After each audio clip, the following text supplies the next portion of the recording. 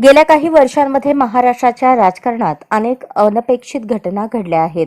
आधी शिवसेनेत फूट पडून 2 गट तयार झाले, त्यानंतर राष्ट्रवादी काँग्रेसमध्येही तशीच परिस्थिती निर्माण झाली.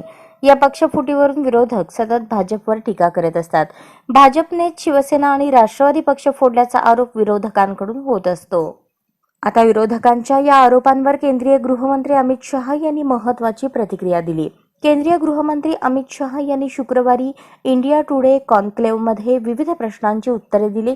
यावेळी गृहमंत्र्यांना विचारण्यात आले की महाराष्ट्रात भाजपने अनेक पक्ष फोडून सत्ता स्थापन केली, पण राजकीय विश्लेषकांच्या मते सहानुभूती उद्धव ठाकरे आणि शरद पवार यांच्याकडे आहे.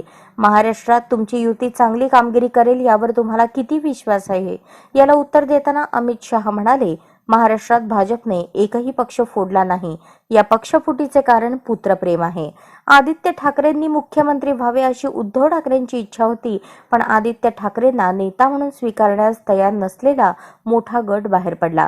बाळासाहेबांच्या काळापासून शिवसेनेत काम करणाऱ्या लोकांनी उद्धव ठाकरेंना नेता म्हणून स्वीकारले, पण आता त्यांना आदित्य ठाकरेंचे नेतृत्व मान्य नव्हते.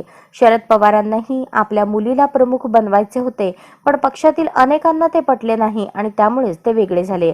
आम्ही कोणताही पक्ष फोडला नाही. पुत्रप्रेमामुळे शिवसेना आणि राष्ट्रवादीला तडा गेला आहे, असे शहा यावेळी म्हणाले. आजच स्मार्ट महाराष्ट्र न्यूज चॅनलला सबस्क्राईब करा.